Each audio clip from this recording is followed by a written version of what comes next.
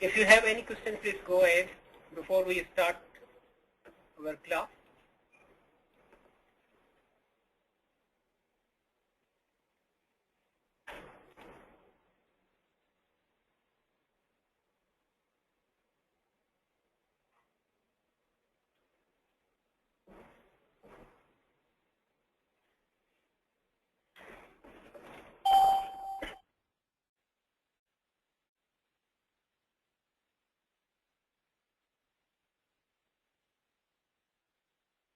Okay, I think let's just start the class. In the first session, we were discussing about how to create different widgets and how we can apply CSS properties, our custom properties, and we seen that there was a mistake and it was not applied on our widget. So there was a small mistake, and if you see, we had missed this semicolon in the CSS, so it was not recognized by the tool. I added the semicolon here, and we used the same class property and assigned this CSS property. Once this is done, if you click on the preview, this CSS has been applied on your widget. So same way you can create your CSS here and you can apply on any widget.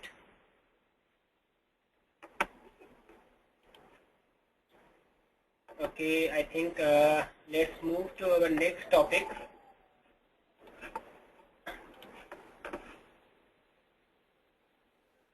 I think let's talk about the debugging of our EGL application, how we can debug an application. Let me, rather than going here, we can go with a demo. Okay. As I shown you earlier, from the help menu, if you go in the content and find few simple applications, and once you import both simple applications, Dojo simple application and RichUI simple applications, then you can see what are the widgets, and the Dojo widgets are available in our RBD tools that we can use on our RichUI pages and to create a rich interface. So I imported both samples here. Last time we had seen this RichUI sample gallery here. So I would like to first show you the sample Dojo widgets, and then we will debug one of these libraries.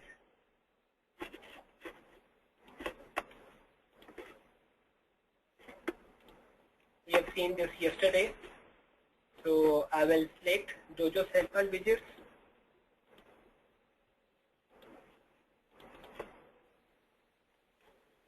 So all these widgets which you will see here in this sample, these are available in the RBD tool on the palette. So you can use similar widgets to design your RichUI pages. For example, we have Dojo buttons here. We have checkboxes here. We have Redo group. We have toggle buttons. We have progress bar.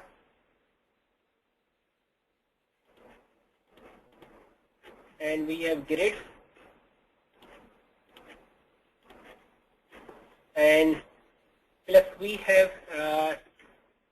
different themes available that we can apply across all widgets on a page. In Dojo we have 4 different themes that we can use on all of the Dojo widgets. If you see at the top, we have Claro, we have Tundra, we have Soria, and we have Nehlo. You can select each of them and see how it quickly apply a different theme on the fly on your all widgets. If you see, the theme has been changed. It has been changed. Buttons has been changed. Their style has been changed.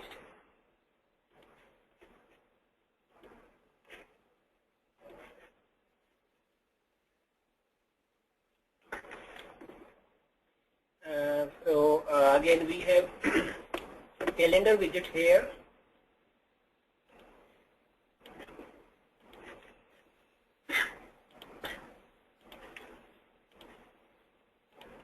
Okay.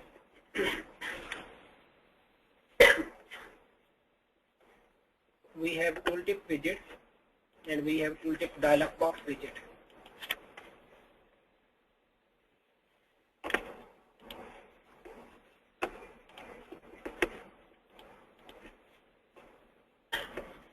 We have text field widgets, and if you see, this is a tooltip, and again there is a validation applied.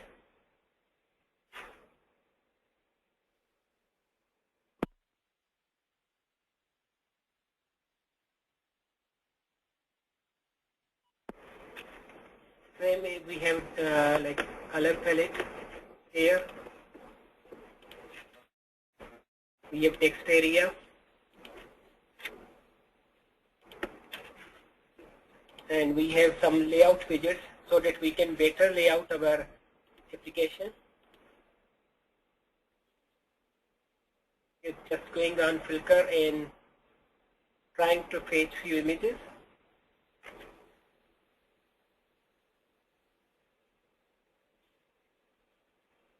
There's no picture there. I think maybe anyway. So this is your accordion container, and within the container you can have some other things.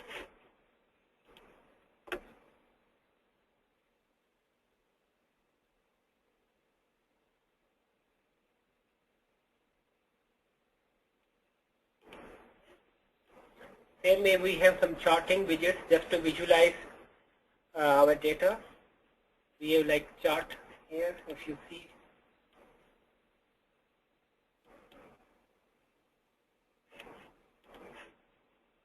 Pie charts, which is here.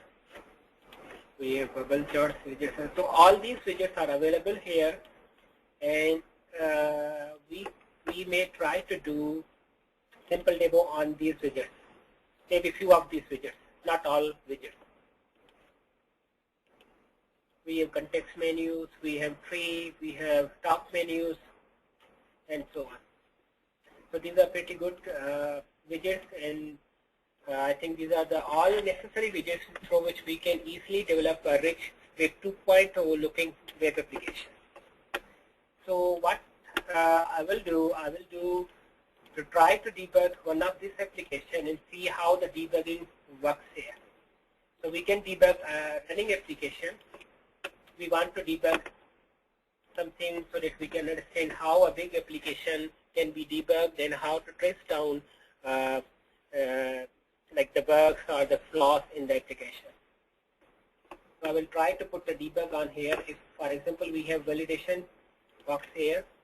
So what I will do here, for example, I will jump onto this validation part here.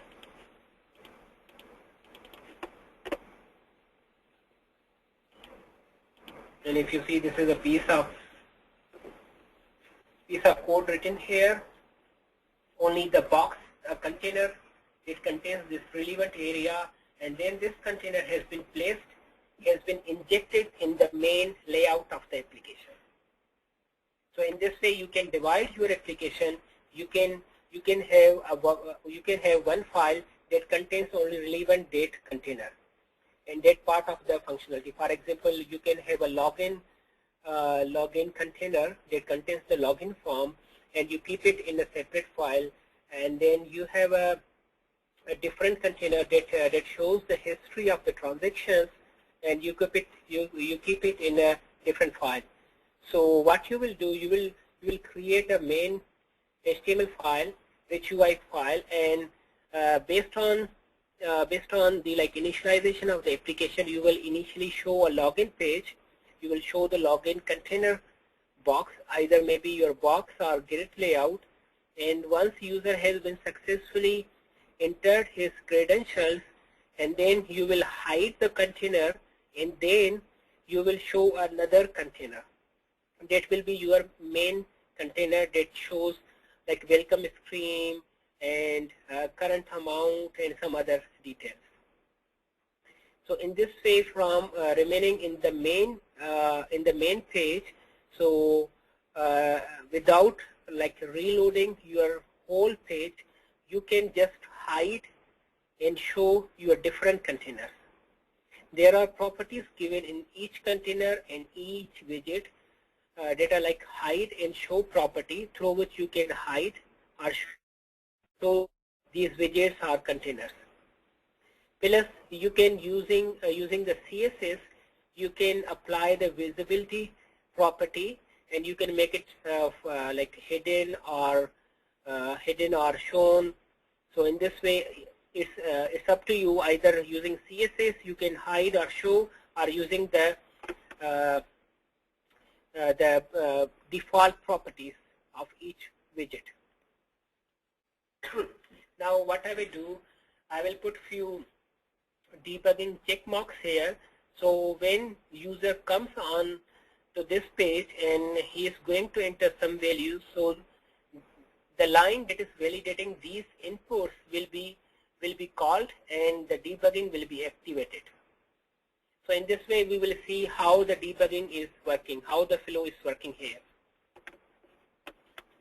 So I will go, this is the main part of our application, and now I'm just going back to my, just hold on please. I'm just going back to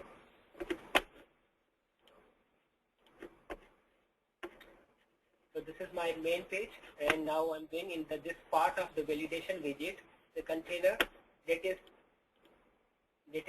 has been separated into a different class just to easily manage your projects, different modules or parts of your projects. Either you can have all code in a single file, but it will be very difficult to manage, difficult to understand, and difficult to extend. Rather than what you can do, you divide your logic into different files, and each file will be your RUI handler or the widgets, and on the fly you will make some widgets visible and some containers hidden. In this way you can show something. So now I'm going here in this one. This is the container for the validation piece of code here. If I go here, I can see this is rich UI handler, and there are different properties like div, and there is grouping, another widget that's available just to group your couple of widgets. It can be considered as a container.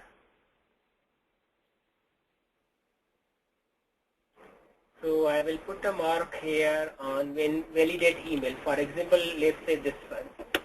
So what I can do, if you click here and right click and say add breakpoint. Okay. Now go back to your application. Either you can change your perspective from here, from the perspective menu on the right top box, and select the debug. And then you start working on this part. Then debugging will be activated. Otherwise, you keep your default EGL perspective, and then select the file, and then debug is rich UI application. We are debugging this main content file, debug rich UI application. I think again I have this one, so it's again linked with my text space. So okay, I will do the debug perspective here, and what I will do go here validation, and I will try to put something here like ABC.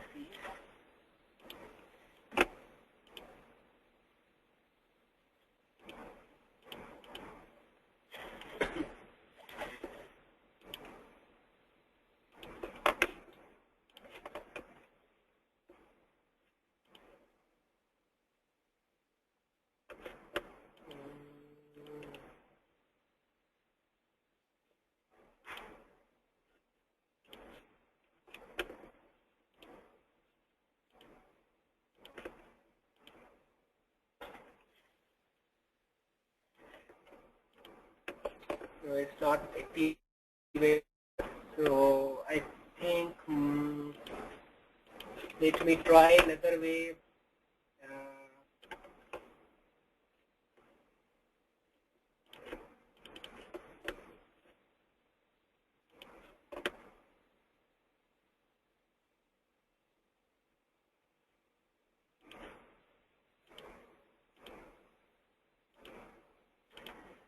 No, it's not activating, I think.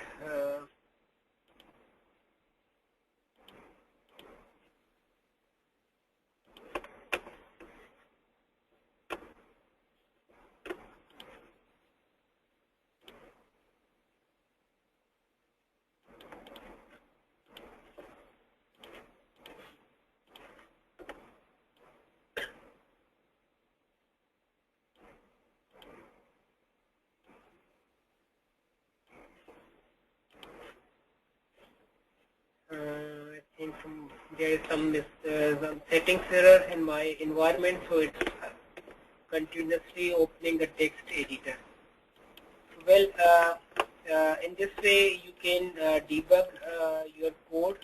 I think if you try yourself, and hopefully it should work. And even you can debug your simple page, and it's not necessary. If you get confused with this big piece of code, then select your any simple page. For example, this one, this demo. For example, when we are clicking on click event, then just click on here. You can place your 8 breakpoint here, and then preview. And once you say like right, then it should go in the debug. I think currently it's not going in my my environment because there is some mistakes in my settings. I will try to fix them, and we may see this tomorrow. Otherwise, you try yourself, and if you face any difficulty, please let me know. Okay, let's. Any questions so far? Okay, our next topic is. I think okay. Let's better we go with the slide quickly, so that you can have some idea. For example, in the debugging, once you have placed this mark on your code, on the line of the code, and when you run your application by right click on the main file, EGL file, and then debug your rich UI application, then it will quickly change the debug perspective, and then it will start executing your line. And when the code reaches to the debugged marked line, then it will highlight that particular line, and then you can go line by line. You can see the flow of execution, and on the fly dynamically you can change the variable value. You can change different properties, and you can see the behavior, how it's working. So once you have done this thing, and here we are highlighting how you can debug your application.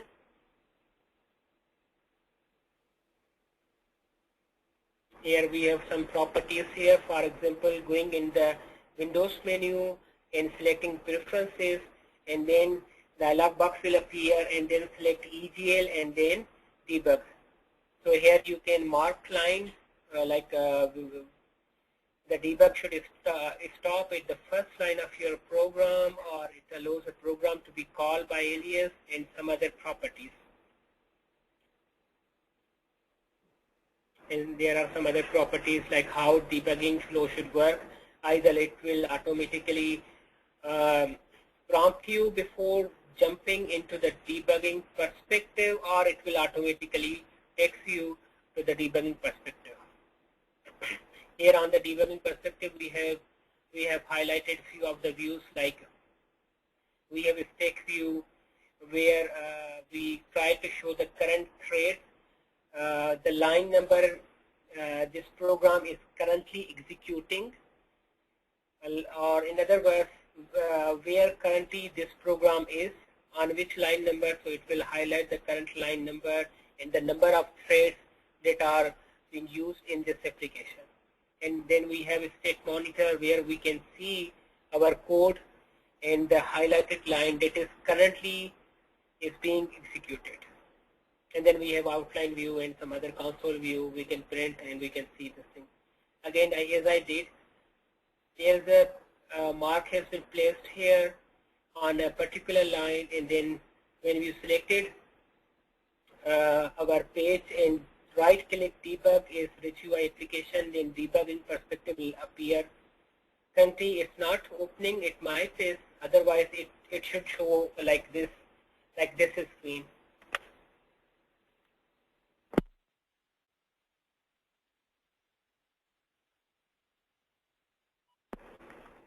So currently it's showing like it's debugging application in the browser, and once user clicks on the button, the debugging will be activated, and it takes user to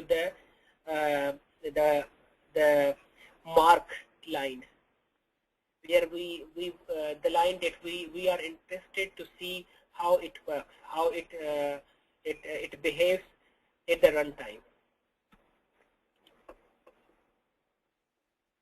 Again, here it has been demonstrated like using this samples that are provided. You can get downloaded the samples and open these RUI samples and open the gallery and press some debugging marks and run your application and see how the debugging works. And in this way, you can debug your application.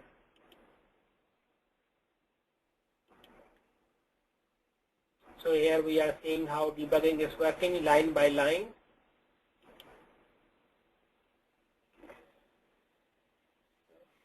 I think this is good. Now let's move to our next topic, that is regarding okay, we have widgets.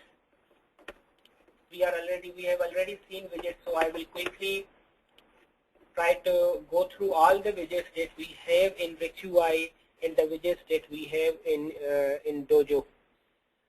There are two different widgets groups that are present in RBD, and they are also present in EGL free Eclipse tool. One is EGL Rich UI widgets, and other one is EGL Dojo widgets.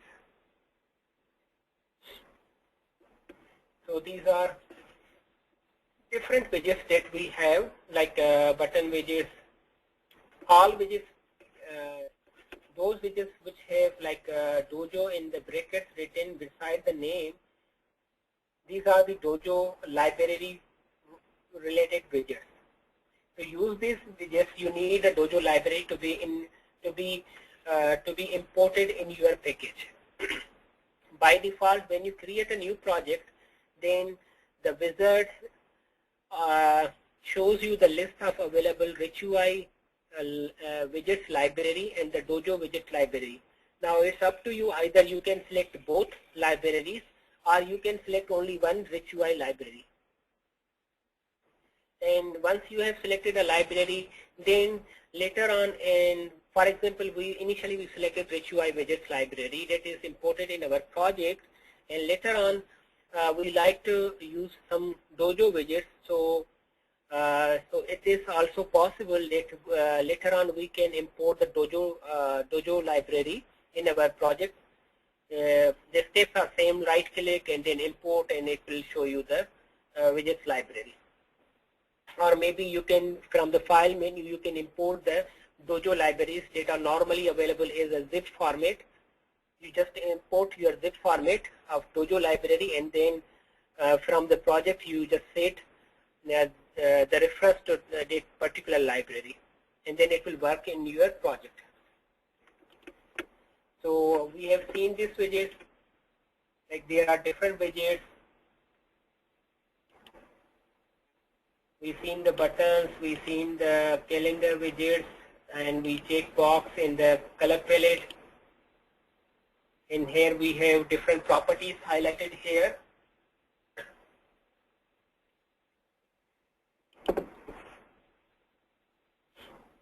And by the way, this simple piece of code is also given here. You can either copy paste this complete line and put in your EGL rich UI handler and see how it works. But only just remember to assign this combo. For example, you have copied this line and you have placed in your rich UI handler, then you must need to copy at least this one, the combo box name, and put inside of your container so that container can show this widget. Otherwise, widget will be there, but it will not be displayed because this is not assigned to any container or any place, or maybe on the page level.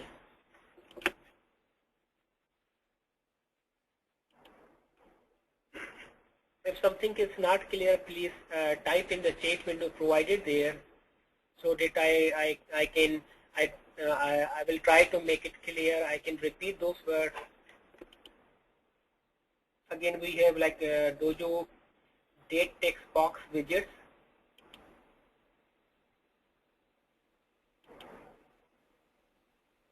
In the samples, you can easily find the code snips. You can see how they are written, how what are their properties there, and how they have used it, what are the events they have used in the sample widget.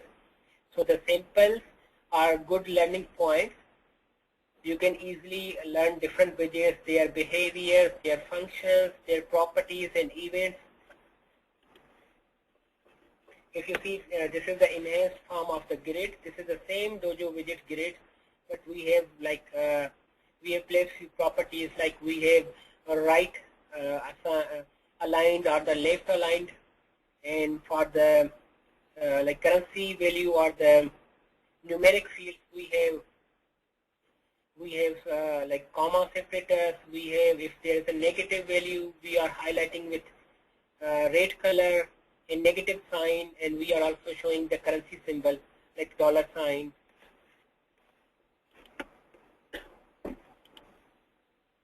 This is basic rich UI widgets. Horizontal slider, and there are there are other number of widgets that we can easily use in our code. Hyperlinks, if you want to create a hyperlink in your code, you can easily use this hyperlink widget, and it will create a hyperlink on your rich UI page.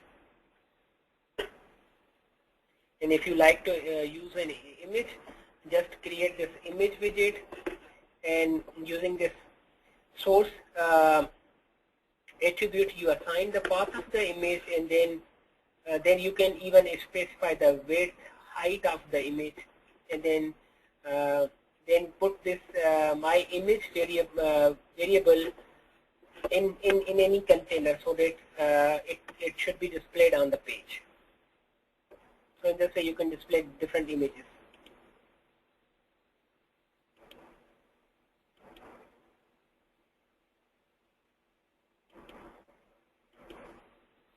Okay, I think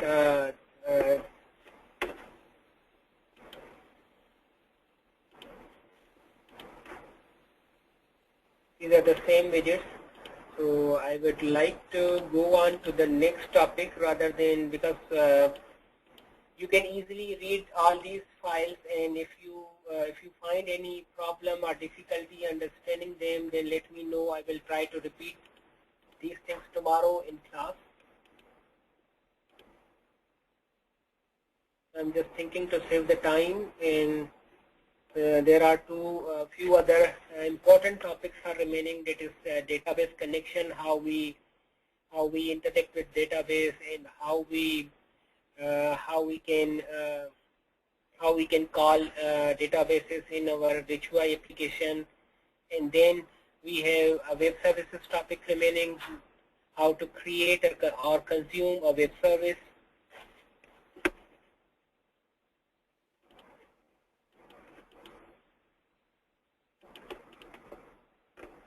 Okay, I think let's, if you have any question, please let me know. Or if you like, I can go all these widgets and we can see what are the widgets and we can read. Otherwise, we can directly move on to the next topic of the services. What are the services, like web services, and what is their benefit, and then we have a database access lab. and then we will create one lab on calling database in our application, and then we will create another lab on consuming a web service. And then at the end of the day, we will deploy application, a running application onto an application server, maybe Tomcat or WAS application server, IBM WAS server.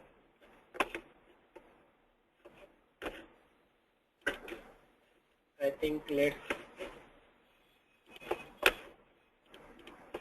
continue with the services.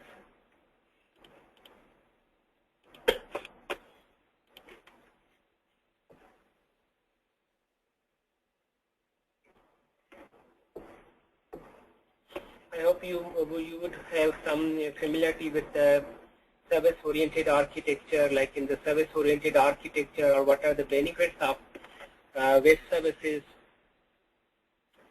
And so using the services-oriented architecture, we try to expose our existing functionality to a third party so that we can reuse our existing functionality.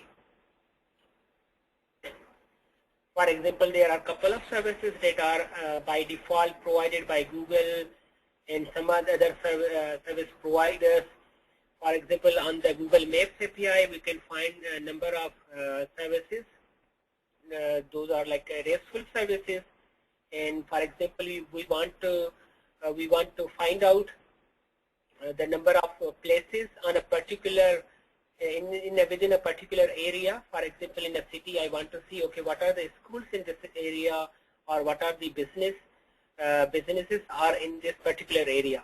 So using the Google API, RESTful API, or maybe Yahoo locations API, I can use their web service, and I can use their database, and I can find out those places in a particular area. So in this way, I don't have to write my logic myself, but I am using a third party's existing logic. So same way, we have a concept in EGL. For example, we have a web services that are already running in Java or in .NET based services, or maybe we have a mainframe kick services, and that we want to consume in our EGL application. So in this way we can get benefit of the existing business logic, and we can save our time, and we can create our modular application.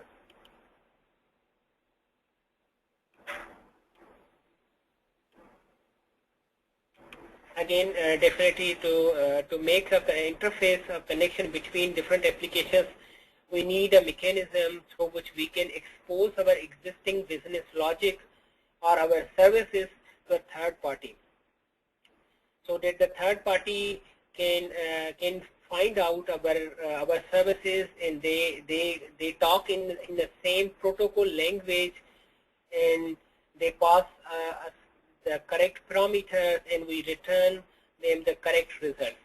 So there are certain standards, or the procedures, or the formats that we have to follow. Initially, we have like a remote procedure call, and there are different categories or the methods through which we can invoke third-party functionalities, maybe either from using web services, or maybe using DCOM, or maybe using our RPC call or Calback call. So in this way, what they do is they will call a third-party functionality in our application. So there are the different methods through which we can utilize or consume the third-party functionality in our application. The third party can be written in any language, and our application can be written in any language. Right now, we are focusing only on the web services. We are not talking about the RPC, DCOM, or Calback call, how to call RPC or Calback in EGL. Here we are only trying to learn how to call a web service, or maybe SOAP services or RESTful services in EGL. So definitely there should be a mechanism so that the both parties can understand their language. So here are few like terms or concepts that are being used in when we are talking to a third party on a server-oriented architecture. For example, we have a WSDL file. WSDL file is basically a description of your web services, the functions that are available to you, in the location where they are running, and what is the server name, what is the port, and what are the functions, their parameters, and their return type, so that using the WSDL file we can call those functions, those existing functionality inside of our application.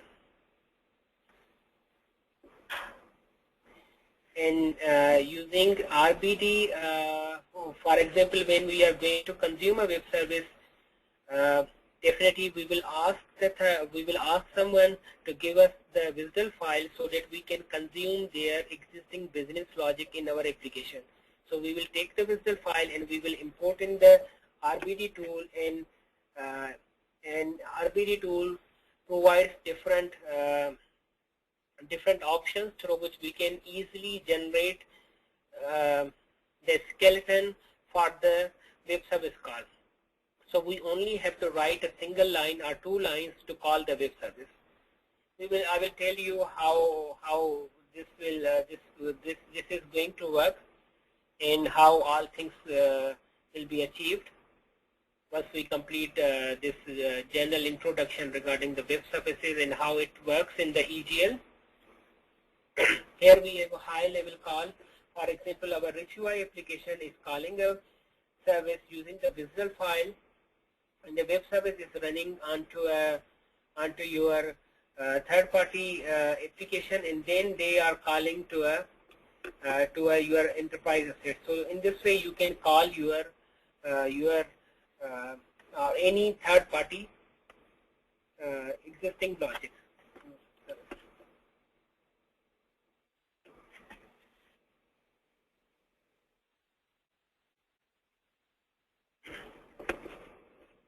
So when we use the web services, there are different categories of the web services that we normally use, normally create in EGL, like EGL to Java web services. For example, we are going to generate Java code from the EGL. Then we will generate web service that will be generated in the Java language. And for example, we want to generate a COBOL code, and we want to generate a Kix web service that is going to be run on the system Z. Then this is another option. Third options that we go for or consume are the like RBD programs that we want to expose is a web service, or maybe the third-party web services may be written in PHP, .NET, and other languages.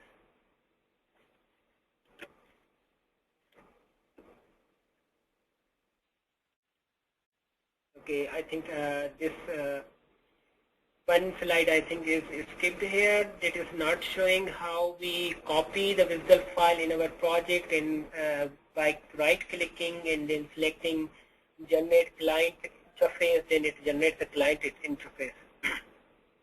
I think that slide is skipped here. It's not in the slide. Here, okay, on this slide we are seeing the piece of code that is calling the web service.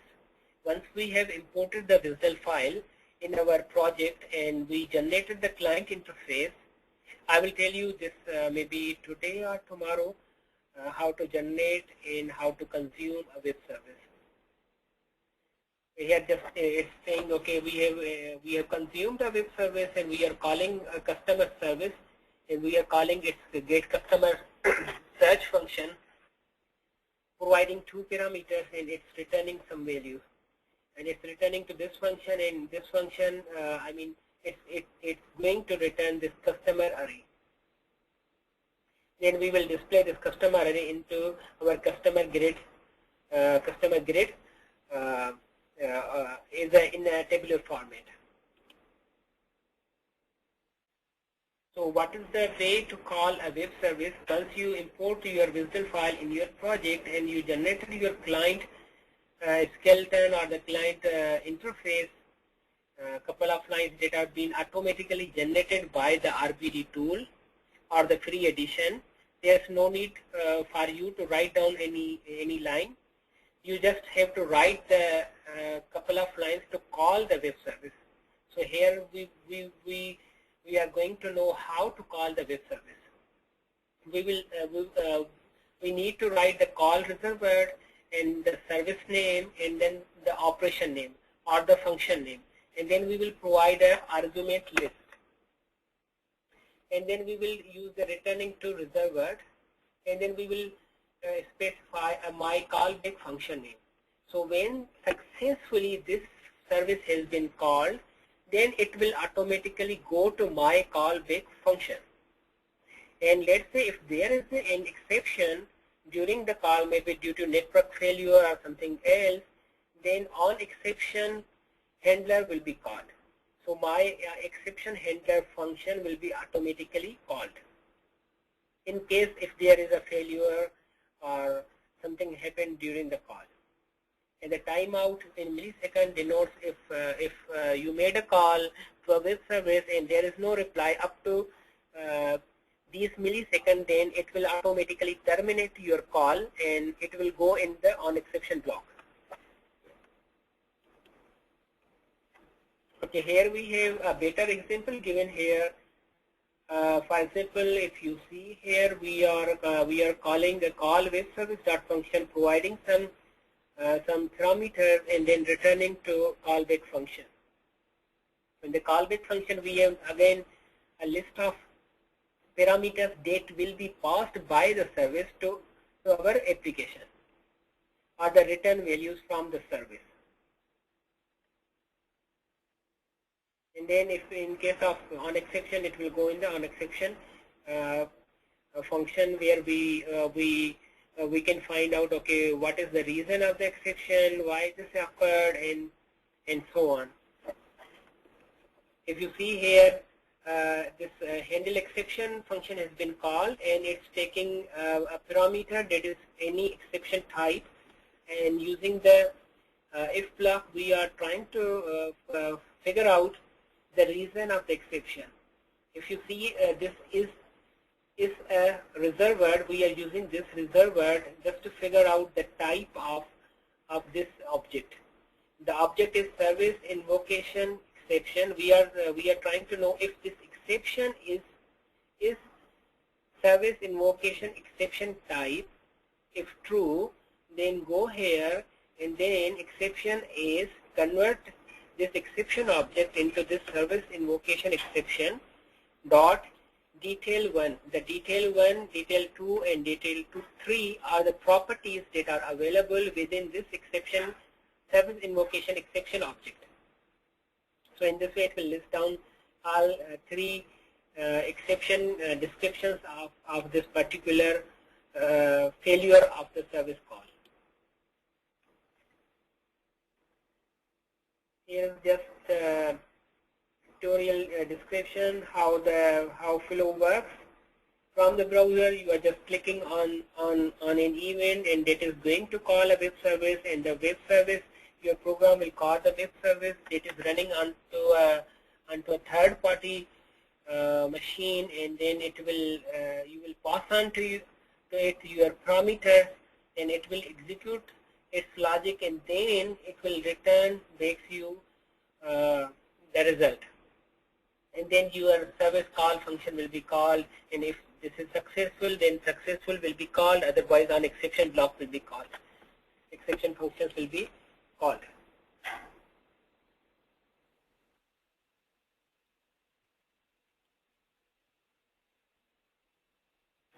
Here we have example of like how to call a web service, like global weather web service we can download from internet, and we can provide two parameters like city and country, and then it can show us the weather of that particular area, and then here we have used another service that is returning us Google Maps.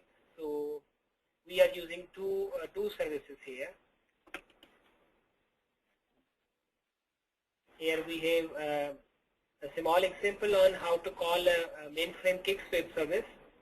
We have WSDL file, and in the WSDL file we have a function. It's taking few parameters like amount, rate, and term. And by clicking the calculate again button, it will pass these parameters to the web service that is running on the IBM mainframe.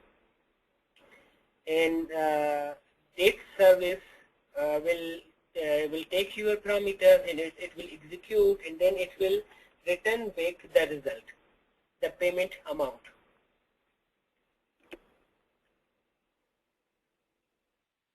So here I think this example is the one that we are going to do maybe today or tomorrow class. We will call a database, and then we will fetch database values into our application using a web service.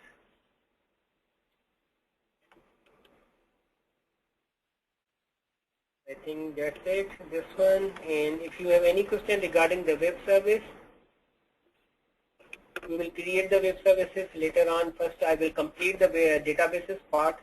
So in the databases part, what we will do, we will create a database project, and we will see how to use the database, and then we will create another project that will be the web service project, and it will call the database.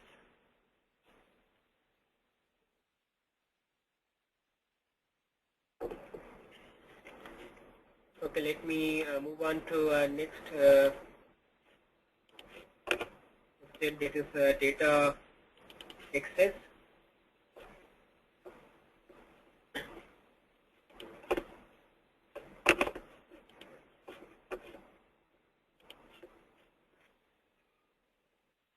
I hope you should be familiar with the SQL query language that we normally write in the RDBMS databases.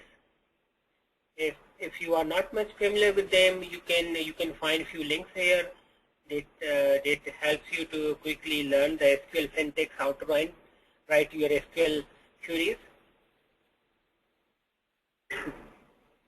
So what is the topics here that we are going to cover in this this database part? Like, we will learn about how to create, how to connect your RBD tool with any relational database, and how to write your SQL records, and how to reuse them within your code. Then we will write a few SQL queries, and for example, the select queries or update queries, so that we can retrieve some values from database, and then we will try to write some you can say like advanced queries, or the queries that are being generated at the runtime. For example, you want to provide some values at the runtime using the EGL host variables. For example, you are not sure of the where condition, or what will be the value that you will provide it in the where clause.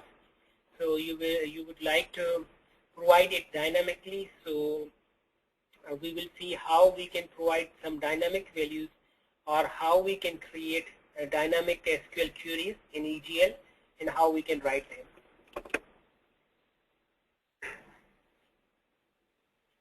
And just a while ago, we have seen this EGL build descriptor. There is an option available. If you see on this slide at the bottom, we have this load DB options using connection. There's a new button there. Either you can click on the new button, and then it will open a wizard, or you can switch to your database perspective, and from the database perspective you can create a new, and then from the new you can create a new database connection. And then go back. Once you have created your database connection from the database perspective, then change your perspective back to your EGL perspective, and then set your project build descriptor pointing to your database connection. Okay, here we have few steps. Once the wizard has been popped up, we can click on the new. Then we will select a database from available list of databases.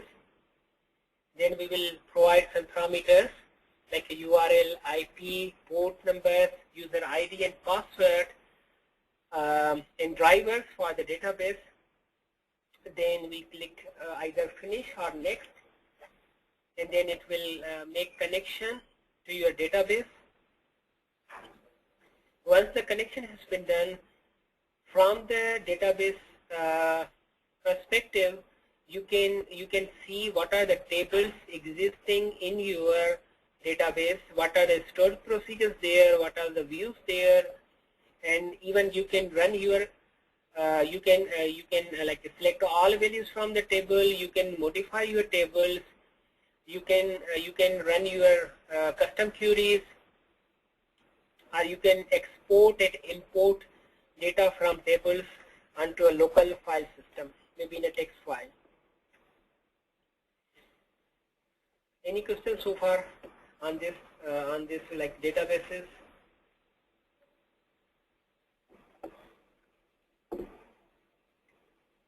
Okay, now we are a bit returning back to the record data types.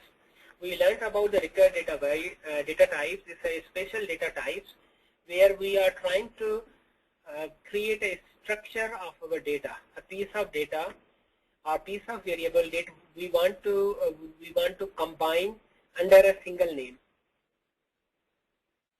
so that we can better manage our data. And in the records, we have different categories of record or the type of the record. Like we have basic records that we normally use just to hold our primitive data types. Same way we have SQL records that we use to interact with database. Using SQL records, it becomes very easy to interact with your SQL databases, with your tables, and they will automatically generate a lot of code for you, and they facilitate to execute your SQL queries. Same way there are a couple of other records like exception records or CVS records or comma separatist record or MQ records. For example, you want to create message broker records that you want to interact with any messaging service platform, and in that case you need MQ records. There are some other records that for more information you can always go on the IBM Info Center and just type the records, and you will find the list of available record types and their definitions and where to use them.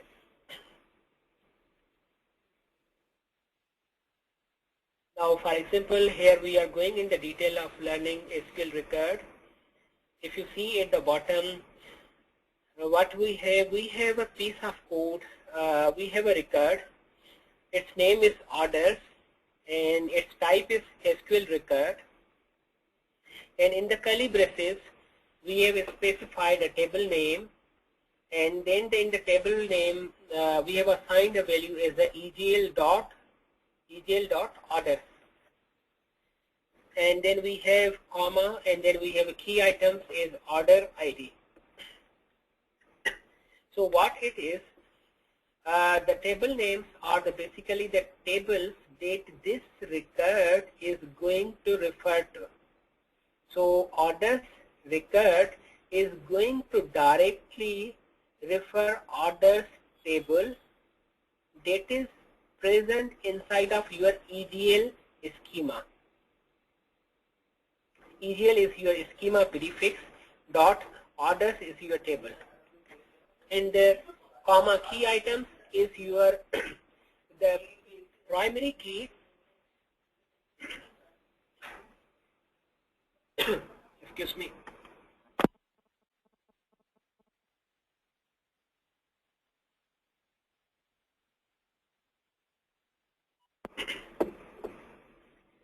So the key items are the primary key that will be by default used as a primary key or the order by key in your SQL queries.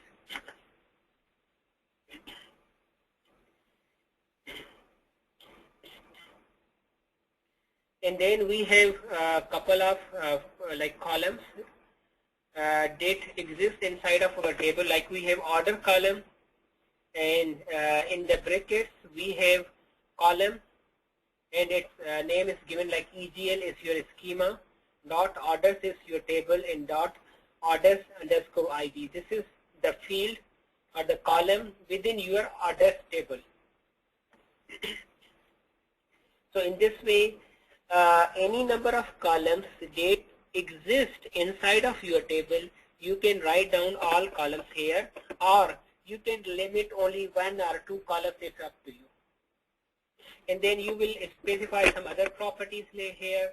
For example, you say, okay, this like customer ID is SQL nullable, yes. So this customer ID can hold null value. If this is SQL nullable, no, then it cannot hold null values. Yes means it can hold the null values.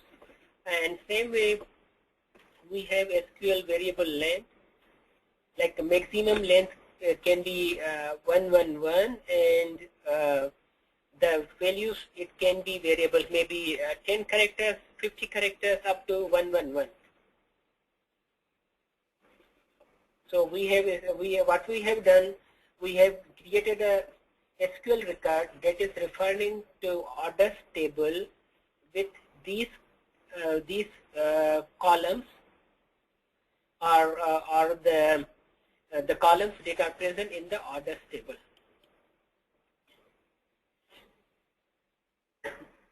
So what is the benefit that we quickly get in the EGL is, once you have declared only the signature of your SQL record with the corresponding table, then EGL runtime provides you, the EGL tool provides you a feature that just press your right click and from the context menu select SQL record and then retrieve SQL. So it will automatically figure out, okay, which record you have declared, to which table this record is linked with, then it will automatically go in that particular table and it will bring all columns of that table inside of your record. So there is no need for you to write down each and every column, their correct types, their like is SQL nullable properties, maximum size, and some other fields. So it will be done automatically. You have to only just write a single line record, customer type SQL, and that table name. Then it will, using the context menu, you can retrieve all other details. We will see later on how we can do this thing.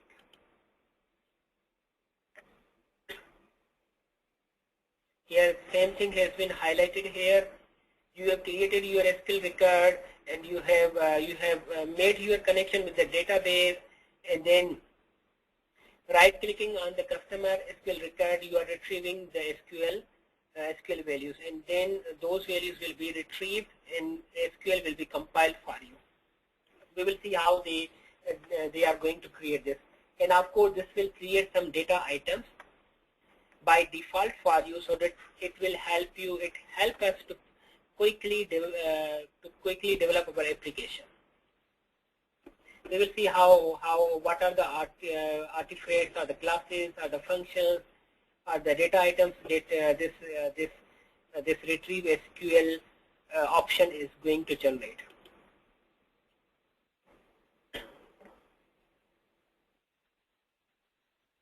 Now here we have a high-level overview. For example, we have created a SQL record. At the bottom, if you see, its type is SQL record, its name is employee, and it's bind with the employee table. Okay. Now we have only two fields or two columns of this table. That is employee number and employee name. Now, once we have declared this record, now we created a variable, my employee is a variable and its type is employee, that is referring to this another employee record that we have just created here. Then if you see this 8 reserve word, 8 space this variable name, that type is employee record.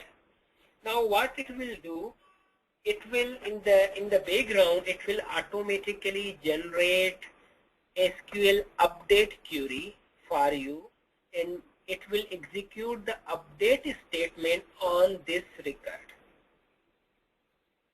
We can modify that by default generated update statement.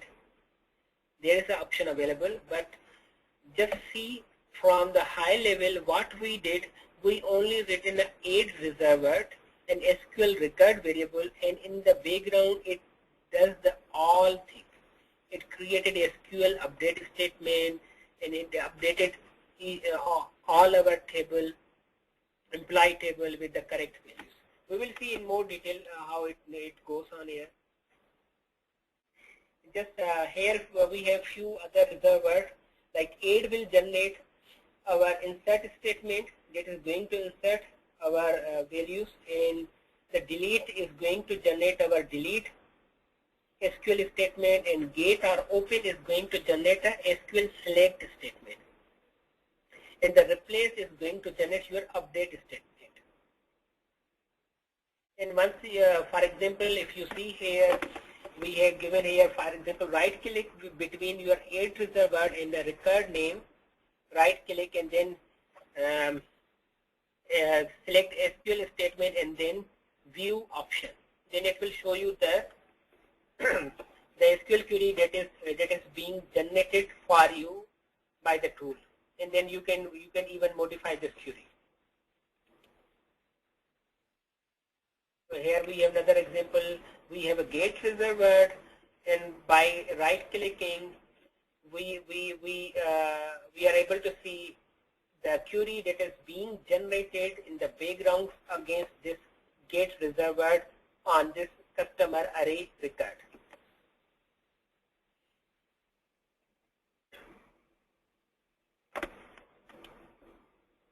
So I think this is good for today's class. We will continue from here tomorrow, and first we will complete this slide, and then we will move towards creating a database demo example, and then we will create a web service and web service on the database program.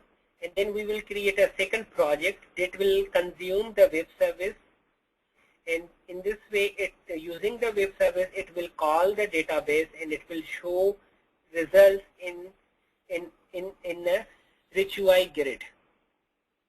So in this way, we will be ending with a working application. And then once this is done, then we will deploy this application onto an application server. If you have any question before we leave for the day, please go ahead. Try to go through all these slides or the topics that we have covered today or maybe the yesterday.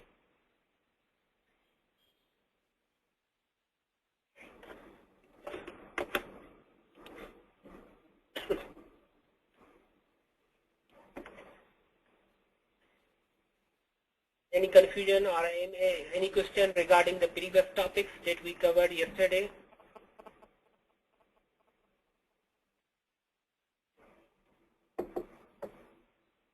Okay. Okay, I'm just closing this class, and we will meet tomorrow at the same time. Okay, thank you very much for your time. Take care. Bye-bye.